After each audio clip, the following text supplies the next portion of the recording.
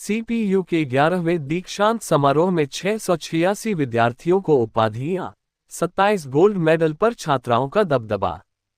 Career point विश्वविद्यालय में 3 जनवरी 2026 को 11वां दीक्षांत समारोह भव्य रूप से आयोजित किया गया।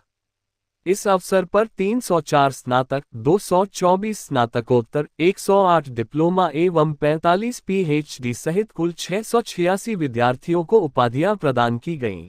प्रदर्शन करने वाले 35 विद्यार्थियों को गोल्ड मेडल से सम्मानित किया गया, जिनमें 27 छात्राएं शामिल रहीं। समारोह के मुख्य अतिथि उद्योगपति एवं सामाजिक कार्यकर्ता नीरज रायजादा रहे।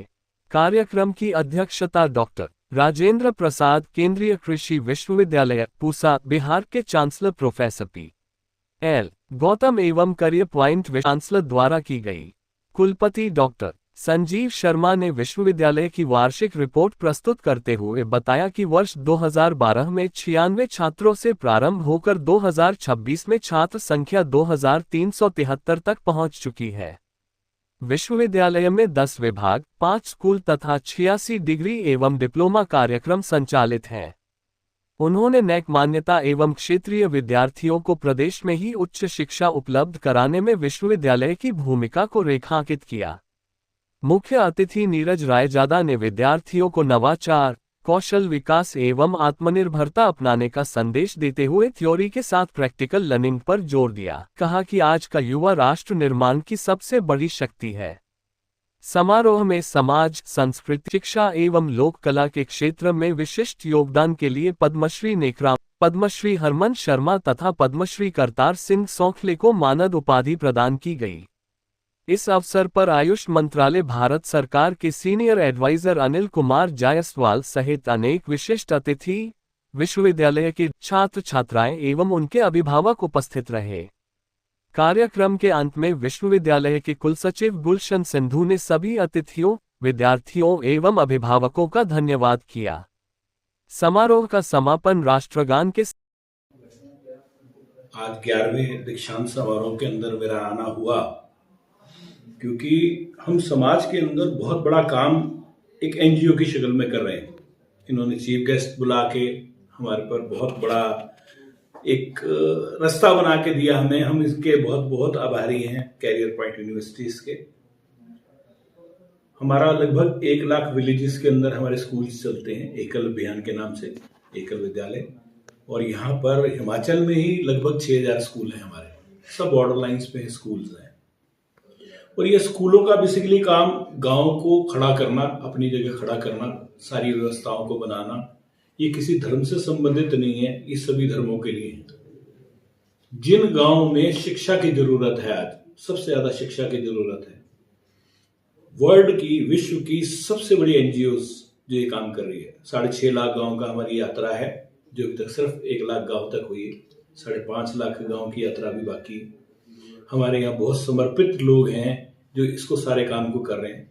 और ये मोदी जी के संरक्षण में ही सारा काम हो भी रहा है, उन्हीं के संरक्षण में सारा काम चल रहा है। मैं उसका एक मामूली सा छोटा सा कार्यकर्ता हूँ जो इसके अंदर काम कर रहा हूँ। मैं लगातार प्रवास के अंदर लोगों के साथ मिलना, लोगों को समझाना, लोगों को समाज में संगठन को मजबूत कराना, ये हमारा प्रमुख उद्देश्य रहता है कि संगठन जो है अपनी जगह काम करे। अब यहाँ पर जो शिक्षा की नीति जो है, अगर आप बात करें तो यहाँ एक शब्द बहुत गूंजता है जिसे बोलते हैं कॉन्वेंट। कहते हैं कि हमारा बच्चा कहाँ पढ़ता है? कॉन्वेंट में पढ़ता है। अगर उनसे कॉन्वेंट का मतलब पूछा जाए, कॉन्वेंट का मतलब क्या है, तो शायद उनको उसका आधार भी मालूम नहीं है। ये कॉन्वेंट वर्ड आया यूरोपियन कंट्री से। यूरोपियन कंट्री से वो वर्ड आया। वहां पर लिव इन रिलेशनशिप में लोग रहते हैं, माता का पता है और पिता का पता नहीं है, तो उन्होंने कॉन्वेंट बनाया। 4000 बच्चे, 5000 बच्चे पढ़ते हैं। उन्होंने एक फादर खड़ा किया वहां पे, जो सबके लिए बोलता है फादर, सभी उसको फादर बोलते हैं। यहाँ पर उस कॉन्वेंट वर्ड को हमारे घरों में पहुंचा दिया गया कि जिससे पूछो कहते हैं जी हमारा बच्चा कॉन्वेंट में पढ़ता है, जबकि उसे इसका मीनिंग भी मालूम नहीं, जबकि उसकी माता का भी पता और पिता का भी पता है। ये वर्ड तो उनके लिए था, हमारे घरों में कैसे आ गया? तो ऐसी बहुत सारी चीजें जो भी समाज के अंदर आनी बाकी हैं, जो समाज को समझने की जरूरत है, यहाँ होनी चाहिए। वो सारी की सारी चीजें हमारा जो संगठन है वो इसी जगह रोशनी देने का काम कर रहा है। सारी की सारी रोशनी इसी हिसाब से दी जा रही है कि जीना कैसे चाहिए। हमारी जो हिंदू संस्कृति है, हिंदू संस्कृति के अंदर अगर उसने बोल दिया श्रीमान, तो श्रीमान का भी मतलब है श्री मैंने लक्ष्मी, उसका मान विष्णु, आपको श्रीमान बोला। श्रीमती, श्री मैंने लक्ष्मी, मति मैंने बुद्धि सरस्वती, वाइफ को श्रीमती बोला। अब यहां पर इस चीज को समझना, हमारी संस्कृति को डैमेज करने के लिए बहुत कुछ किया गया अभी तक समाज में, बहुत सारे सिस्टम अलग अलग रूप से चलाए गए, जिसमें शब्द आया वासना का पुजारी। वासना वर्ड हमारा नहीं है, तलाक वर्ड हमारा नहीं है, हमारे यहां तो 7 जन्मों का फेर बताया गया, हमारे यहां तो है ही नहीं ये चीजें कि जो धर्म पत्नी बन गई वो 7 जन्म तक साथ देगी, 7 जन्मों का साथ बोला। तलाक वर्ड डाइवोर्स वर्ड है ही नहीं हमारे यहाँ। तो ये उस संस्कृति को बताने के लिए, उसको बचाने के लिए हम लोग बहुत प्रयासरत हैं। अभी हमने एक आर्टिफिशियल इंटेलिजेंस के साथ साथ सनातन इंटेलिजेंस के ऊपर वर्क शुरू किया है, जो हमारे सनातन के ऊपर बताएगा। वो कॉलेजेस में जाके आज बच्चे हर चीज को स्टडी करते हैं डिजिटल मीडिया में, डिजिटल मीडिया के हिसाब से वो बताएगा कि हमारा सनातन कितना महान है। अभी लास्ट मैं आपको एक छोटी सी और इंसिडेंट बताता हूं। अभी लास्ट क्या हुआ, गोवा के अंदर, गोवा की अगर बात करें तो लोगों के हाथ में खाना पीना अय्याशी ये सब नजर आता है। वहां बहुत बड़े बड़े मंदिर हैं, बहुत बड़े बड़े आश्रम हैं। उन लोगों ने वहां के चीफ मिनिस्टर को अप्रोच किया कि यहाँ पर 1.5 किलोमीटर के अंदर अपने को सनातन बीच बनाना है, हमारे सनातन के बारे में लोगों को पता लगे।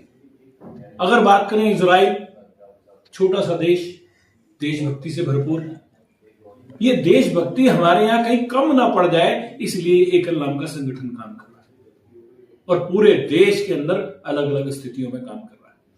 हमारे साथ तकरीबन 30 लाख बच्चे और करोड़ों लोग जुड़े हुए हैं, करोड़ों लोग जुड़े हुए हैं जो इस संस्था के लिए काम कर रहे हैं। आपका बहुत बहुत धन्यवाद।